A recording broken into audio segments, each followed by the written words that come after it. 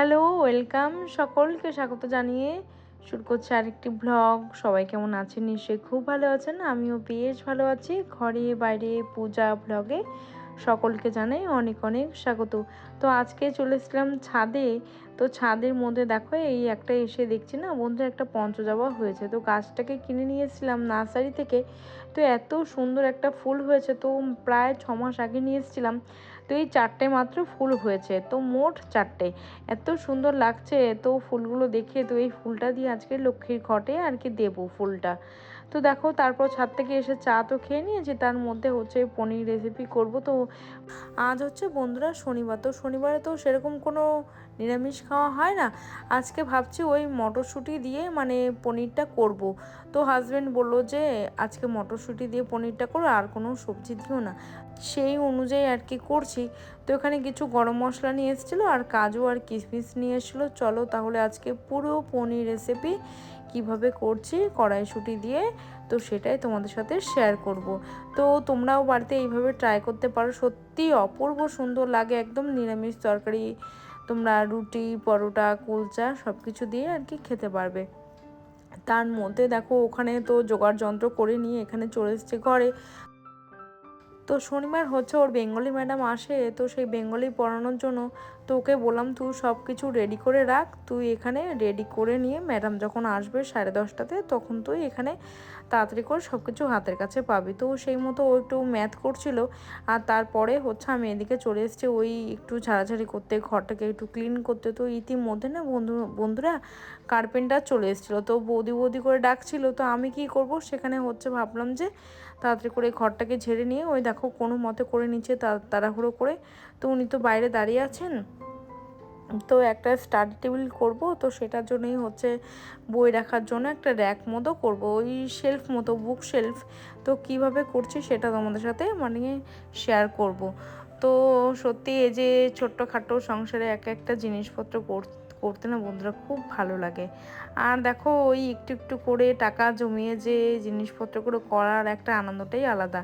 আর তোমাদের সাথে একটা কথা একদিন শেয়ার করেছিলাম যে আমি একটা কাজে যুক্ত হয়েছি।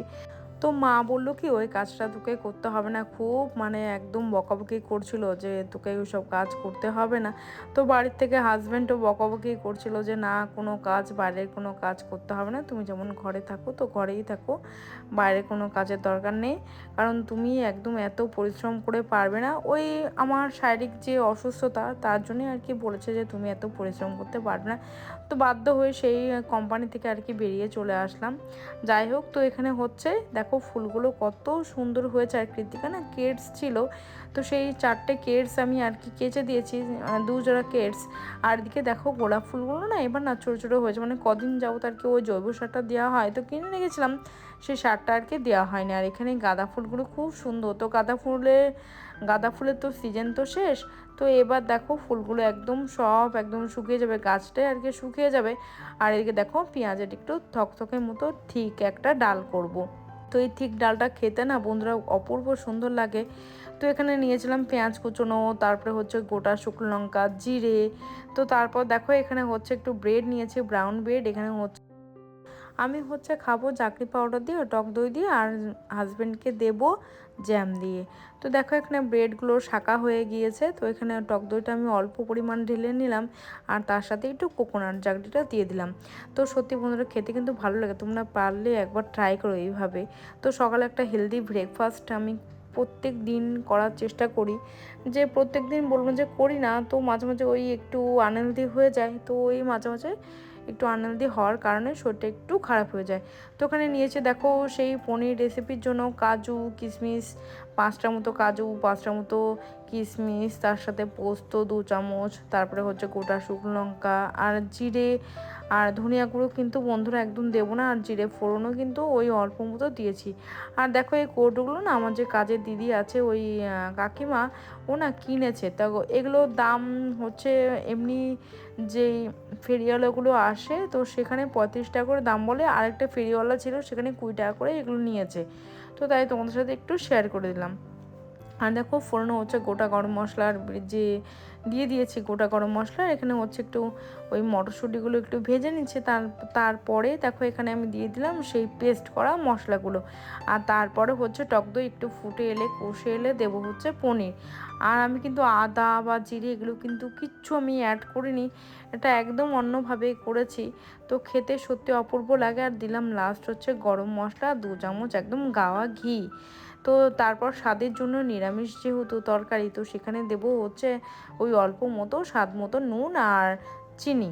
তো দেখো এখানে সুন্দর করে একটুখানি মানে ফুটিয়ে নেবো, একদম একটু খুব ঘনও হবে না আবার খুব পাতলাও হবে না।